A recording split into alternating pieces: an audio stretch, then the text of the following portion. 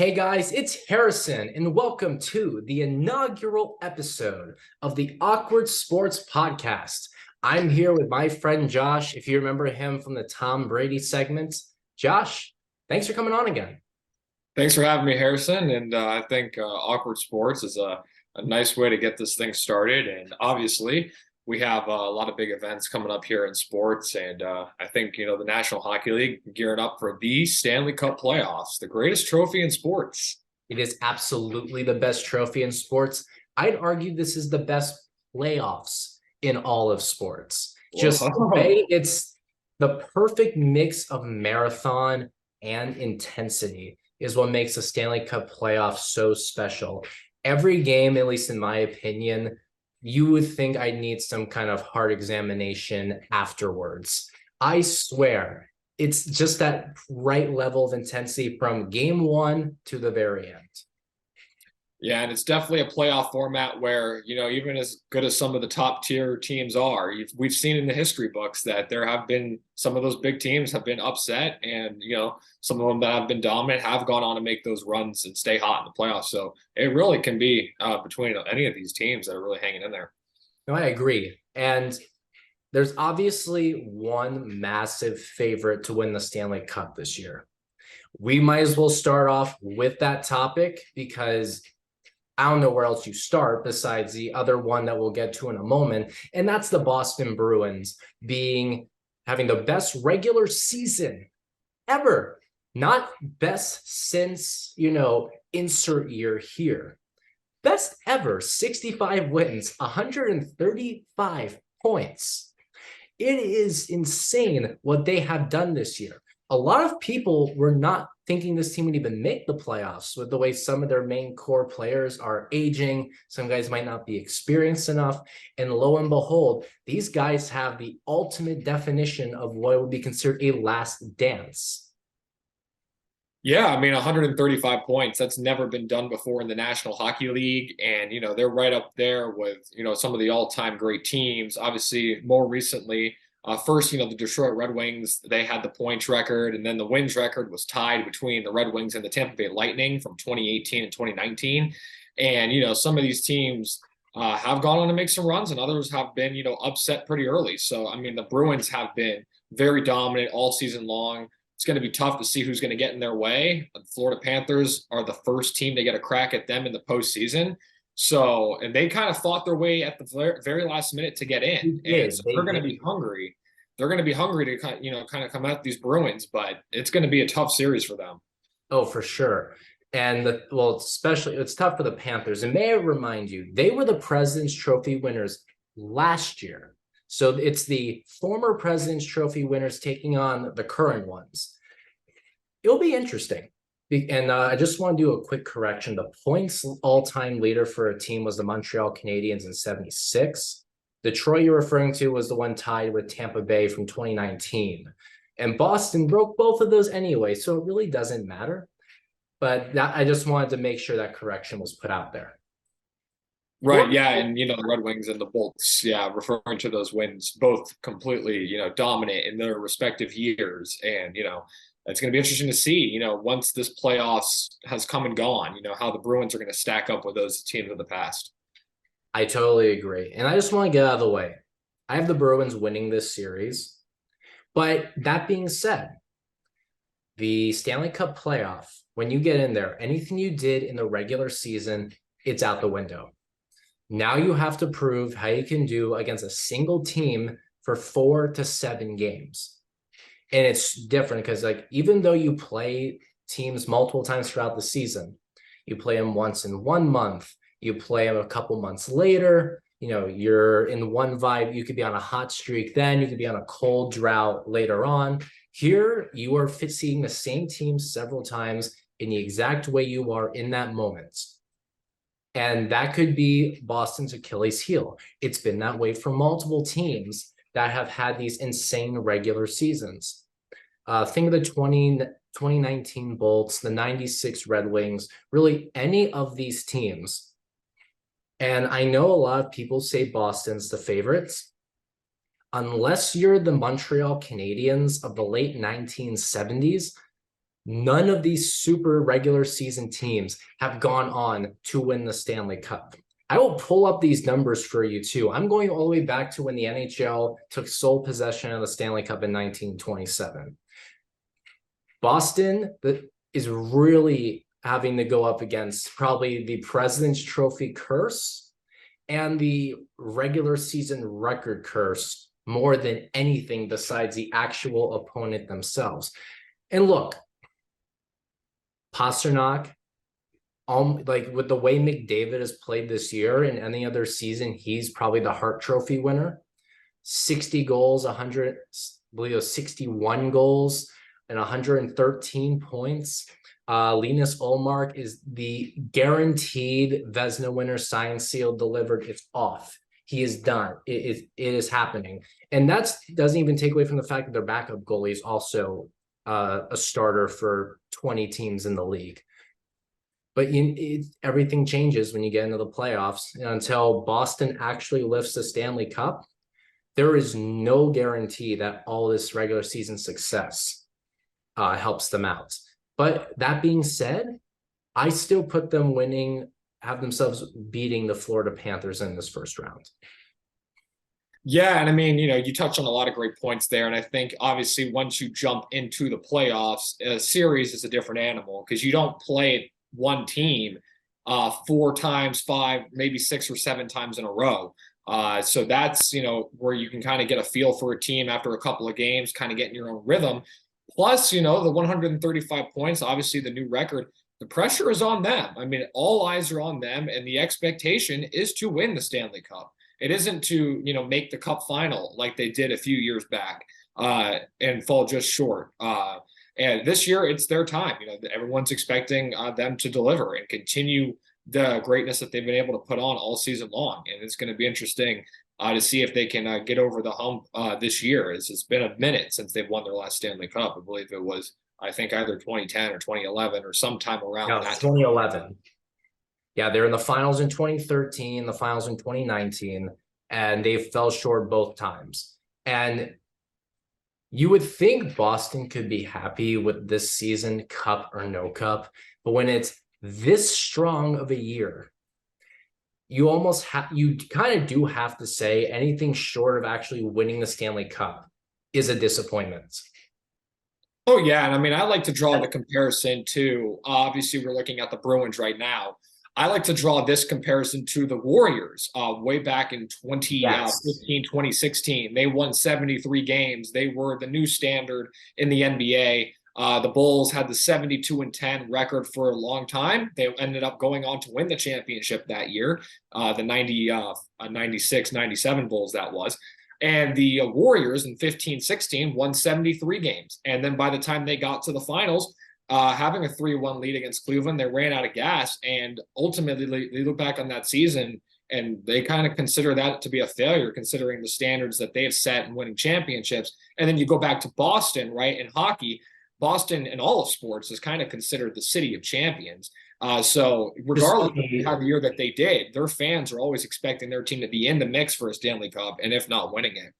Yeah. And it's kind of funny how that's changed from a generational standpoint. It used to be, they waited 86 years for the Red Sox. The Patriots didn't win until 2001. Boston had a drought until 2011. And all that flipped just in this century. Like, it's just funny to think about that. And one thing I will say for the Bruins before we move on to our next topic is that even if they don't win this year, the Red Wings won in the year after in 97, the Bolts won in 2020, the Golden States, since you mentioned that comparison, won the next year. So if Boston falls short this year, maybe next year they pace themselves and then they hoist the Stanley Cup. That would be probably okay for a lot of people. In some scenarios, Boston winning is never okay. But I just want to throw out there as a potential possibility. But on that note, we got to move into the second biggest topic. And for some people, it is the biggest topic. Connor McDavid, the heavyweight of the National Hockey League, 153 points, over more than 60 goals. Like I said, Pastrnak probably wins the hearts, if not for this man. Yeah, I mean Connor McDavid, he sets the standard, right? As far as, hockey goes, widely regarded to be modern day, the best player in the league talent wise from a talent standpoint. And, he draws comparisons to obviously Wayne Gretzky, the greatest hockey player to ever play the game, because partly, they both played at Edmonton for a long time. And the one thing currently that kind of separates those two, besides, the large dispatch in numbers and games played, is the winning in the playoffs. Obviously, Wayne Gretzky won the Stanley Cup a number of times, and McDavid, being very young, hasn't had that experience yet. And it's getting to that point in his career where he's kind of entering his prime, and the expectations are starting to become, all right, it's time to start winning those Stanley Cups. But at the same time, it's one of those things where it's like, do they have the team finally around him to do that? And if you look at Edmonton, you have Draisaitl, you have players around him that can also shoot the puck well and score. But it's always been about who's in net for the Edmonton Oilers, and that's kind of been their Achilles heel in years past. Maybe they can overcome those demons this year. Yeah, no, definitely. Like last year, a big issue was that their goalie was Mike Smith. Then at the beginning of the year, it was Jack Campbell. They thought they were signing a 5-year deal for their next big goalie. Now they're at the point where it's Stuart Skinner. I know what a lot of people are probably thinking. Who is that? Doesn't matter. His save percentage is .913, and that's better than they've had before. Some fun facts about McDavid for this year. He is at 153 points. He is the 6th player to ever achieve this feat. Technically, it's happened 17 times, but the super majority of them is just Gretzky and Mario Lemieux doing it multiple times. It's those 3 I've already mentioned. You have Bernie Nichols, who had a one-off year. You had Steve Yzerman, and then you had Phil Esposito. Esposito, the guy who had a lot of the scoring records before Gretzky showed up and blew him out of the water. And then here comes McDavid. This is the start of a new era.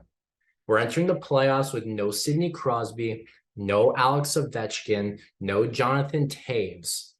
You have Patrick Kane in there still with the New York Rangers, which is still really, really weird to say after all those years. But this is the first year where it is truly all eyes are on this guy. Can he win his first Stanley Cup? And I say all eyes are on him, with the Bruins in the Eastern Conference. This could be your Stanley Cup Finals matchup right here. McDavid versus the Last Dance team. And again, the Stanley Cup Finals is a huge mess. The Eastern Conference is a gauntlet. The Western Conference is very improved, by the way. It's not as top heavy as it was last year. But if you were a betting person, which we're not going to go in the odds or anything on this podcast, you would say it's probably Edmonton versus Boston in the playoffs, in the Stanley Cup Final. Yeah, I mean, and I think branching off of those points, obviously the Eastern Conference is absolutely a juggernaut this year. So I think something McDavid can kind of hang his hat on a little bit is the fact that even though the West is improved, he will not have to deal with what the East brings on a series by series basis. And I think when you look at it, the team that does come out of the West, ultimately at the end of this thing, will probably be fresher than whatever team emerges from the East because of just the sheer physicality that the Eastern Conference plays with those long games. Some of them, can go into OT, and just how physical these teams have been all year long. They can all score at a high level, and when they want to, they can really get on a roll defensively as well. And a lot of great goaltending in the East, especially with Shesterkin in New York and, of course, Vasilevsky in Tampa. You won't have to go through either of those guys to get to the Cup final if you're McDavid. So I do think that if Edmonton does get there, I do think that they're going to be a little bit fresher. And I think the team that comes out of the East is going to be worn down because of the series by series gauntlet that is the Eastern Conference. Yeah, no, absolutely. And just one thing for Edmonton, too, I just want to point out. Besides McDavid, they have 3 players who have had at least 100 points. You have Leon Draisaitl and Ryan Nugent-Hopkins. 3 30-goal scorers if you throw in Zach Hyman along with the other guys. Darnell Nurse is one of their best defensemen. Evander Kane has had a solid season for them. And like I mentioned before, Stuart Skinner, pretty solid goalie for them too. I'm not going to go into every single player on Edmonton, but you have to argue this is a very much improved team. Let's also look at some of the other matchups happening in this playoffs. You can't do a preview, obviously, without looking at each individual one. You mentioned the East is a gauntlet. Let's start with the Eastern Conference. We already went into Boston. We already talked about Edmonton. So I'm just going to say now I have them beating the Los Angeles Kings despite the upgrades the Kings made in the trade deadline, getting Jonas Korpisalo, all that. So we'll move on from those two and we'll focus on the other 6 matchups happening. All right, I'll let you start off with the Devils and the Rangers. Yeah, I mean, talk about a physical match that these two teams bring, right? Division rivals, the Devils and the Rangers, both in the Metropolitan Division. And, the Rangers last year coming off that Eastern Conference Finals playoff run, very feisty team. Again, arguably the best goaltender in the league, one or top 2, regardless, with Shesterkin. Getting an experienced guy like Patrick Kane in the mix who knows a thing or two about winning a Stanley Cup. Mixed in with a lot of these younger, hungry guys like Alexis Lafreniere. Just a number of great pieces around there. Mika Zibanejad. You have Panarin, who also was a former Blackhawk, who's on that Ranger team. So I think that, with their playoff experience and even a former Bull, Barclay Goodrow, they got a lot of guys over there that have had playoff runs. And you got some guys that haven't won a Stanley Cup that are very hungry to win one as well. So I do think that this matchup between the Devils and the Rangers is definitely going to be a physical one. I do think that the winner of this series, I think, could go to at least the Eastern Conference Finals because I think these are 2 of the tougher teams in the Eastern Conference. Oh, absolutely. And the New York Rangers were just in the Eastern Conference Final last year. Going into the playoffs last year, I said they were a dark horse to win the Stanley Cup. And I think having reached at least the conference final helps prove that point because a lot of people had them out in the first or second rounds. And getting to the conference final takes a lot of effort. Like you're going through, especially in this conference, a lot of battles. Let's just talk about some of the players on the Rangers. Artemi Panarin and Mika Zibanejad, both spectacular players with 90 points each. Adam Fox, who has been in the Norris talks in the past, has a spectacular season. Chris Kreider, even though he had a bit of a setback this year, still had 36 goals. And let's not forget, former first overall pick Alexis Lafreniere, upgrades in Patrick Kane, Vladimir Tarasenko. You mentioned Goodrow, and Shesterkin's just so good, man. Like I know he's not what he was last year, pushing for save percentage records, but he is still really good.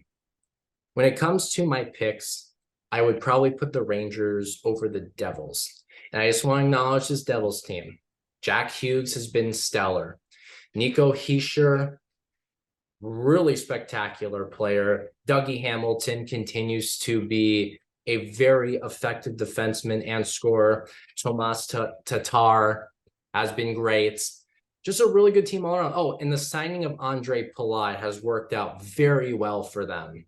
Just pulling up his numbers here for Palat. 8 goals, 15 assists. He did only play 45 games in the defense of Andre Palat, but he's still good.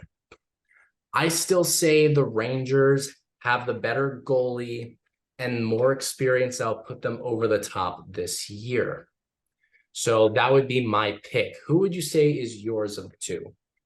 Yeah, I mean, again, you look at these 2 teams, right? The Devils, I think something that they have going for them, obviously home ice, I think that makes a big difference. But at the same time, like you said, I think the Rangers, with their playoff experience, with a lot of these guys that have made these deep runs in the past, they are a tough out. You beat a team like that 4 times is much easier said than done. I think New Jersey has been a team that's rebuilt rather quickly. Not too long ago, a few years back, they were in the basement, and they've really bolstered their roster, around Jack Hughes, and he had a really big year for them. And being at home, I think what's important for the Devils is they really have to maintain that home ice advantage. They can't go to New York, to Madison Square Garden, losing a game at home, because you flip that home ice to New York, and I Right. think that makes a huge difference. I think you have to start this series off 2-0. I think if you do that, I think you have a really good chance. But at the same time, you got to be able to finish that job. So I do think that New York, though, because I think they'll get one of those games on the road early, I think they'll take that series. And I do think they'll also win against the winner of the Carolina series. I just think the winner of this series is going to go to the Eastern Conference Finals. These are two of the better teams. No, and I definitely agree. Well, I'll get into my thoughts on Carolina when we get into Carolina and the other New York team. But yeah, still, hats off to the season for the New Jersey Devils. They had the second overall pick in the draft last year. This was not a team that was supposed to be this good this fast. I mean, they were definitely poised to improve.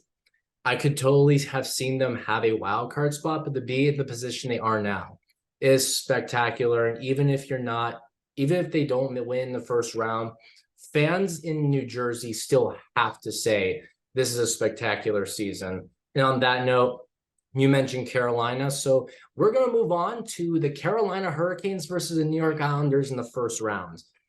This one is tough to decide. You have two pretty talented teams. The New York Islanders have a Vezina candidate in Ilya Sorokin. If it wasn't for Allmark in Boston locking that down months ago, there would be a lot of people in his boat.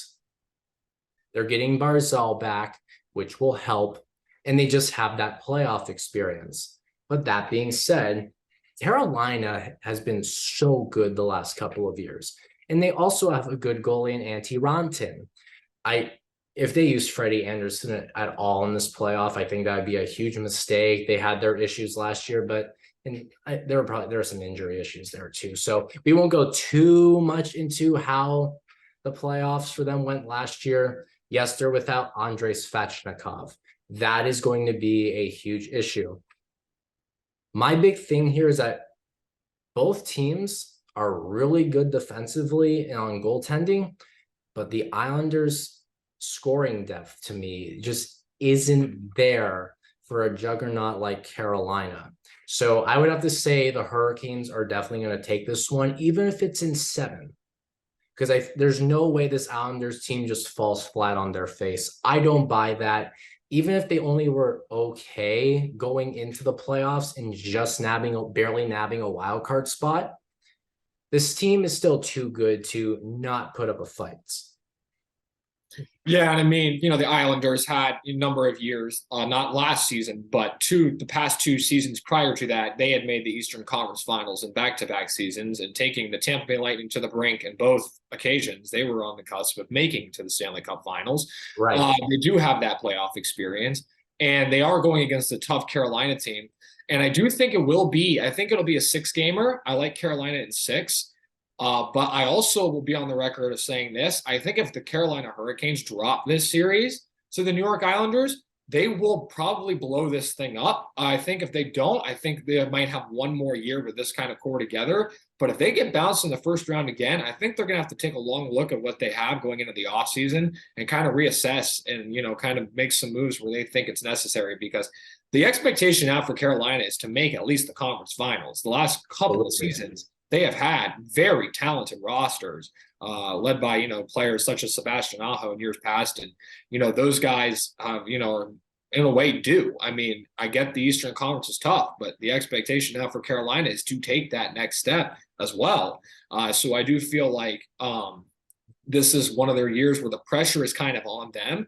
If I were to make an out-of-sport comparison to what the Carolina Hurricanes are, I think it's sort of along the lines of the Buffalo Bills, where they're a great team now. We kind of know that. The expectation now is to make the next step. We get that there's a Cincinnati and a Kansas City also in the mix, aka a Boston and a New York or a New Jersey.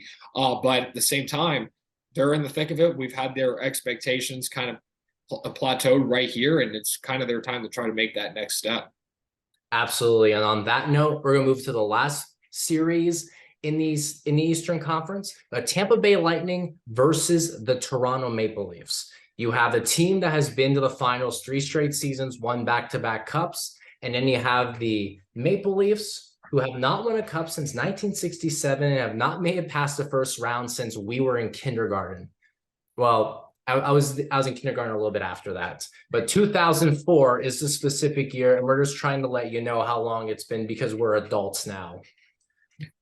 Are we actually adults now? No, I mean, you look at this series, right? The Toronto Maple Leafs and the Tampa Bay Lightning, they met last year in the first round. The Leafs took the Bolts to the brink. It looked like the Bolts were going to get upset by the Maple Leafs last year, but they kind of hung in there, barring a Leafs meltdown, kind of helped them out. They got to the next round.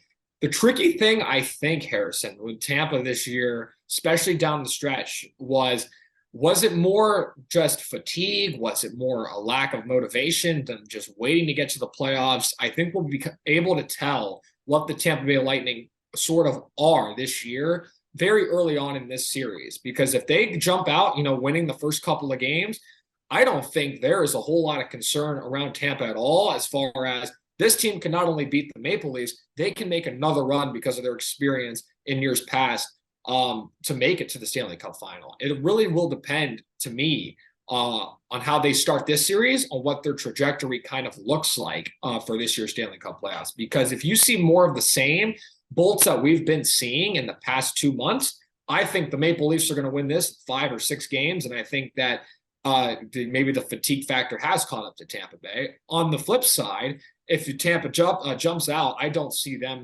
falling apart once they're out ahead. I think that they will, take control of not only this series, but also making a deep run themselves. So that's kind of where I stand as far as where Tampa is.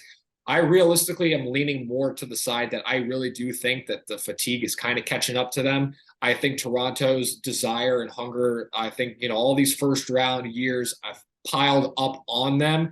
I think that they're motivated. I think this is the year that they finally get over that first round burden that they have been carrying since 2004. And I do think this is a team that can hang in there, not only with just Tampa, but with a lot of teams as well. I think just getting over that first series is the tough thing for them. If they can do that, I think they can make a deep run as well. No, I won't say I agree, but I will say that you do make some good points. There's no more Ryan McDonough on the Tampa Bay Lightning. There's no more Yanni Gourde, no more Andre Palat, no more Blake Coleman. There is a lot of key pieces that are now just no longer there. Victor Hedman has not had as good of a season. And when you play 20% more games for 3 straight years, yeah, you're going to be bruised. You're going to be banged up. You're going to be running out of gas. They're definitely looking closer to E than usual. But you can also make the argument for this because they've also had Hagel, Nick Paul. And Tanner Jeannot being hurt does not help them at all. They have been a lot more reliant on their core this year between Stamkos, Point, Kucherov, Vasilevsky. And all of them have played well for the most part. I expect all of them to still show up for the playoffs, especially Vazzy. This man, whenever the pressure is on, he turns it on a new level. And there's another argument you can make, and I'm going to finally get to this point.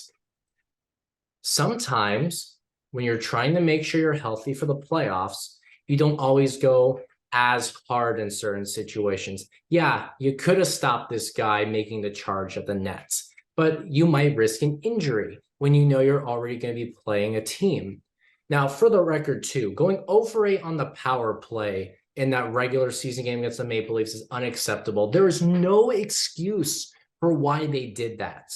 I am not even going to try to defend that. It was a great game. It's definitely a solid preview for what you're going to see, but I cannot defend that. And if the Lightning even want a shot to win this one, and if the Lightning win it, it's definitely going to be in 7. I don't think the Leafs win it if it goes to game 7. A lot of people will agree with me on that one. As we saw last year, the Leafs almost won in 6 games, but then the Lightning came back and won in 7. And it probably would have been the same case with the Avalanche too if the Lightning had been able to force a game 7. Yeah, so, and I do think that this team, I think Tampa, rather that is, I think they go again, like as Vasi goes, and down the stretch of the regular season. You wonder if it was just fatigue or if it's just motivation, but he's also capable of flipping that switch in any moment. And I think really how he performs is really how this team's gonna how this team's going to fare in this year's playoffs. I think it really is behind Vasilevsky, and I think we're going to go at Tampa Bay. The Lightning are going to go as far as he takes them. Yeah. And I'm just going to still say my pick is the Tampa Bay Lightning. I still think there's something about them where they will turn it on. I'm not saying they're going to win the Stanley Cup, but I still think they have enough energy to win this series with the Maple Leafs. And that's despite everything that's at stake for the Maple Leafs. If they do not win a playoff round this year, you risk a lot of players walking, especially Austin Matthews, and they could be prepared for a rebuild coming very soon. But that being said, my pick is still the Tampa Bay Lightning. Okay, moving on to the remaining matchups in the Western Conference. I already gave my opinion on the Oilers. I already said they're going to beat the LA Kings. Before we get into the matchups, please address the fact that both of the two newest teams in the National Hockey League are in the playoffs this year. The Seattle Kraken are in on their second season ever. Of course, Vegas is in. They've missed the playoffs once ever. They've been around 6 years, 5 out of 6. We know Vegas making the playoffs is no longer special. But I just still want to acknowledge the fact that two teams that should still, in theory, be in their rite of passage mode, trying to become good, are already in the playoffs. You know, they're not in it because it's structured a specific way to help new teams get in. Like, for example, the St. Louis Blues made the finals in 1968 because it was set up where this class of 67 would play in the finals against the original 6 teams. And a lot of the earlier teams had the advantage where like 16 of 21 teams could make it in, for example, or, 16 of just a smaller number. They're in. Of course, they had the assistance of the expansion draft. This was by design. The league, there have been people who have flat out said they didn't want another Atlanta Thrashers. And we'll get to that former team in a moment as well. But it's just so good for the game that these teams are competing now. The fans can get invested. The more they're invested in these playoff games, the more they are able to say, hey, this game of hockey is pretty darn great. All of this is just, it's good for the two cities. It's good for the sports. Yeah, and I wanted to touch on that too. The two, most recent teams, the expansion teams, Vegas and Seattle making the playoffs. I was reading something earlier today, and it was like talking about the Seattle Kraken and how they should have been disappointed that they didn't make the playoffs in their inaugural season because the Vegas Golden Knights not only did so, but also made it all the way to the Cup final. And I saw that, and like my jaw kind of dropped because as an expansion team, it is so hard to become so good that early. What the Vegas Golden Knights did in their first year, in that inaugural season, was something you just don't see. And the fact that the Kraken are in year 2 and have made the playoffs, there is nothing to be disappointed about. This is a great start to their young history, and they've made it into the postseason. And just like Vegas, they've only had one season technically that they haven't made the playoffs. So maybe this is their year that they could make a run. And even if they didn't, again, they're an expansion team. The fact that Vegas maybe did something that was unheard of, it should not set a new precedent for what expansion teams should be as early as they are. So I definitely just wanted to touch on that. I think what Seattle's doing is very impressive. Oh, I totally agree. Look, did I think Seattle, I bought into the idea for sure that with the way they do the expansion now, Seattle should have done better in their first year than they actually did. But then I remembered, like you said, in the end, it's still an expansion team. You're not just supposed to make the playoffs. They still had to draft the right players, sign the right guys, make the right trades and draft. Like, I forgot if I'd already said draft or trade because I can lose my train of thought in 3 seconds. But they still had to make the correct roster moves.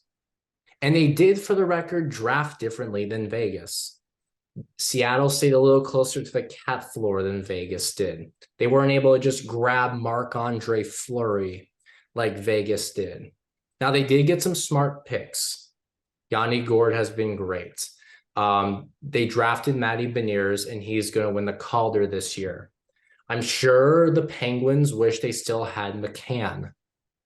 They have some really good pieces that have helped them go on this run. And it's probably not going to last very long because they're playing the defending Stanley Cup champions in the Colorado Avalanche. But they should still be proud of this. Even if they even get this to like a 6-game series, don't hang a banner or anything like that, obviously, but still say, hey, this was a spectacular season. Hats off, everything. Absolutely. And I think obviously, the Avalanche, having the type of season that they had last year, they have kind of flown under the radar this year. People haven't really been talking about them like they did a season ago. And obviously, in part because, Gabriel Landeskog has been out all year and is expected to still be out, I believe, Yes, he throughout the is. entirety of the playoffs. So obviously that's a big loss to them. But they're still a team that I don't think can be ruled out of the West, out of the mix at all. I could easily see them making it back to the Cup Finals, making an appearance there again with the remaining experience that they have behind Nathan McKinnon and a lot of the great other players that they've put together, this roster that they've put together over the past few seasons. So I think that they're equally as hungry as they were last year, and I think they have a chip on their shoulder too because they are kind of not, they're kind of flown under the radar. People have kind of forgotten about them in a way. They've talked about the Bruins. We talk about McDavid. We talk about, Tampa Bay is trying to go for a dynasty. There's all sorts of different things. The Maple Leafs, will they finally get out of the first round? That nobody's really talking about the Colorado Avalanche. I wouldn't say no one's talking about them, but they definitely aren't getting the attention that they should. Yeah, they had the slow start. Landeskog is hurt. Also, Cale Makar is not 100%. He was the Smythe winner last year. So that's also going to be a huge problem for them. I think the reality is they're not going to repeat. I still say they beat the Seattle Kraken. I can almost guarantee you they're good enough to do that. And also Georgiev is a great goalie. He's definitely an improvement off of Darcy Kemper. And he was pretty good last year in the Stanley Cup playoffs. I don't care who is around him. Like, you still have to make those saves. And Kemper did. And then they still upgraded. They've upgraded almost every single year the last few years. They have not had a consistent starting goalie. And they still have been succeeding. But not having Landeskog is still an issue. Cale Makar not being at 100%, and he's not going to be able to get to 100% because he's playing. I mean, he's still listed as day-to-day, but that doesn't mean he'll be playing. We can pretty much assure you that. And even 60% of Cale Makar is better than 0 Cale Makar. But with those factors in, even with McKinnon and Rantanen playing out of their minds, I don't see them getting further than the second round, because we're going to talk about another matchup: the Dallas Stars and the Minnesota Wild, the former Minnesota team versus the current Minnesota team, the team formerly known as the North Stars taking on the Wild. Both teams are just really good.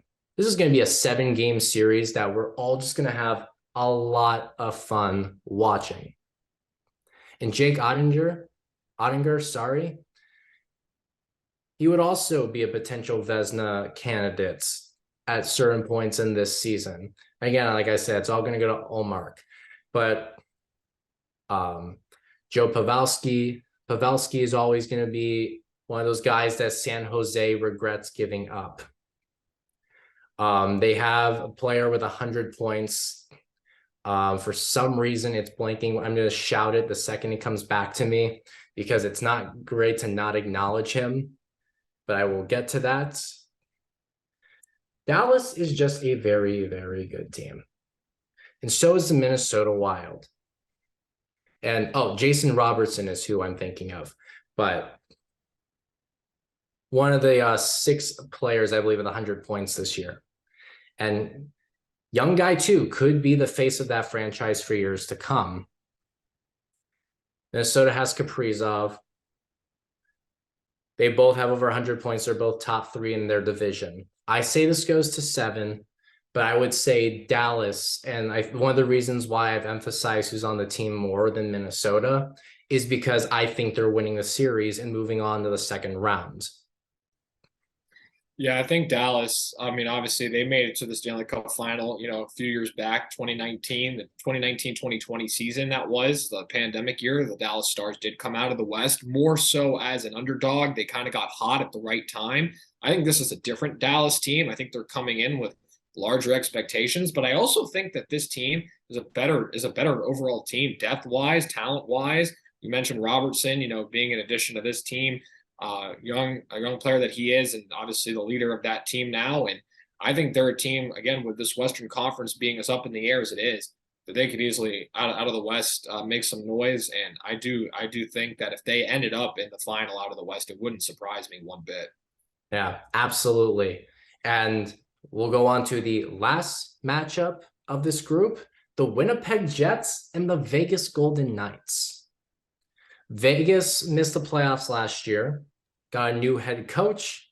They're on a roll. They've made a lot of changes in goalie this year. Now suddenly Jonathan Quick is in Vegas because they no longer have Marc-Andre Fleury, and now they have to figure that out. Winnipeg, on the flip side, they have Connor Hellebuyck, who is a spectacular goalie. He has won a Vezina. I believe it was 2020 he won. But Vegas definitely has the better offense, 100%. I would say Vegas wins the series, but Winnipeg is my dark horse to go to the finals out of every team in the entire playoffs itself. Wow, all right. And it all comes down to the man I already mentioned in Connor Hellebuyck. Hot goalies, great goalies win you cups. And once in a while, just once in a while, a lot of times goalies cannot win on their own. And I'm not even saying that they could win on their own. But sometimes goalies just throw teams on their backs and go on crazy runs. We saw it with Carey Price in 2021, Jonathan Quick in 2012 with the LA Kings. It happens from time to time. Connor Hellebuyck is the goalie capable of sending the Winnipeg Jets on a crazy run to the finals because they still have good pieces. Like Pierre-Luc Dubois can score goals. You still got Scheifele. There's a lot of good. There's some solid talent on this team. I just don't think it's good enough to get past Vegas, but they have the goalie that could get them on a crazy run if it just all comes together. Yeah, I think, like you said, about Winnipeg, I'm gonna be honest. I think, Vegas is, coming in as a 1 seed in their division. I think that this series, I do think that Vegas is going to take control of this series, kind of like you said. Again, if everything does go right for Winnipeg, maybe they can make some noise, but they're probably one of those teams. I'll be honest, if they make it, I won't have seen it coming. I would be very surprised. I get that Connor Hellebuyck is a very good goalie, but I do think that with that being said, I think he's going to need a lot of more outside help than maybe what he has in order for this Winnipeg team to make a serious run. But as you said, we have seen it before in years past, so who knows? Yeah, and also shout out to Kyle Connor and Blake Wheeler for being arguably the top 2 forwards on the Winnipeg Jets, who would be huge for that run. If those guys pop off, like I'm not expecting actually Pierre-Luc Dubois to go out. Like I know I mentioned him first just because he's been in the headlines recently. Yeah, him being good would be helpful, but like I would expect that if the Jets were to go on a run, it would be because of Kyle Connor and the other guys. So I'm taking Vegas, but my dark horse to go to the finals is the Winnipeg Jets. But on that note, Josh, what is your Stanley Cup matchup? Who is your Stanley Cup champion, and who is your Conn Smythe winner? Ooh, Stanley Cup matchup, Stanley Cup champion, and Conn Smythe winner. All great questions. So I did make a bracket this year for the National Hockey League. In other sports, I tend to make one. ESPN let me make two, so I'm gonna go with like the first one, obviously, of what I think is gonna happen. The second one that I made is more so picks off a feel as opposed to just logic. I do think if it'll load, I just want to make sure I get this right, but I do think out of the East, I do think it is Boston. I mean, again, the pressure is on them, as I've said. They have had a very incredible year, and they're going to be expected to keep that going. And with that being said, I know in the past, history hasn't been kind to President Trophy winners, but I think this team's just different. I really do, from top to bottom. These guys are hungry. They've had the playoff experience like a lot of these other teams, but they haven't had the taste of victory. And I think when you put that together with a team as hot as they've been, I think that's very dangerous. I think they're going to keep their focus. I think they're going to be razor sharp, locked in. So I do like the Boston Bruins out of the East. And you know what? I do think Edmonton's going to make noise out of the West. I think Connor McDavid, Draisaitl, and those guys finally have a good enough goaltender to be able to kind of ride that offensive juggernaut that they kind of are to the Cup final. But ultimately, I think Edmonton's going to fall a little bit short. I think Boston's just deeper. I think they have the experience. And I just think that this year, there is no major spoiler, I think, in the way of Boston. I think they're just too good. And I think it's going to be their time. I agree 100% that Edmonton's in the final. I do not agree Boston's making the Stanley Cup final at all. I will probably say, I'm willing to be bold and say Boston doesn't get past the second round. Oh. I'm probably also implying that the Lightning make the Eastern Conference final. I'm not saying they go to the finals, because even though a lot of people who know me would just say, give the Lightning the Stanley Cup right now, Andrei Vasilevsky wins the Conn Smythe. That's the Florida boy in me. But I'm supposed to give a serious, legitimate pick. And I'm going with the 2006 rematch between Edmonton and Carolina. But this time, Edmonton gets the revenge, and the Conn Smythe winner is no other than the next one, Connor McDavid. Yeah, I mean, and you know what? That's great for TV. I mean, Connor McDavid in the Cup final, and if they win it and he wins the Conn Smythe, or when he wins the Conn Smythe, because if they win it, it's most likely overwhelmingly going to be because of him. That's just, it's phenomenal. It's like Showtime Lakers, Magic Johnson winning Finals MVP as a rookie. I mean, he's captivating. You watch him on TV. I didn't mention who I thought was going to win the Conn Smythe. I do think if Boston wins, God, that team is so loaded. I think it really comes down to which player stands out most in the playoffs. You could hand it to a number of guys on that roster, so it's hard to kind of single one of those players out.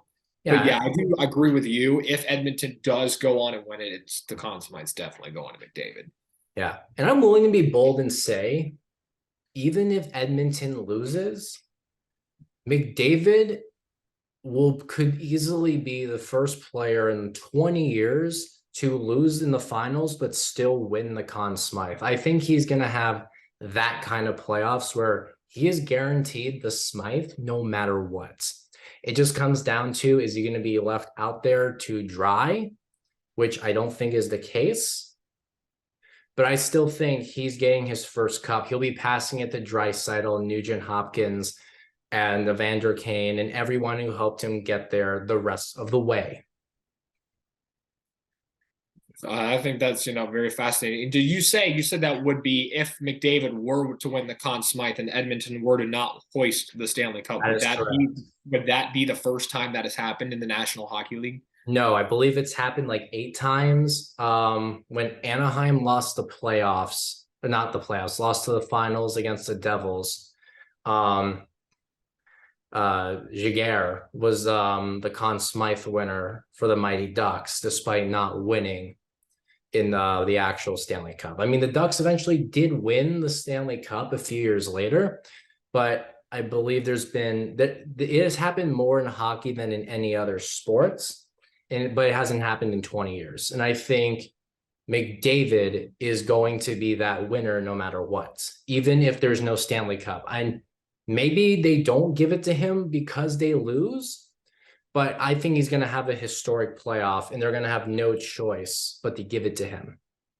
And on that note, Josh, thank you for being on the inaugural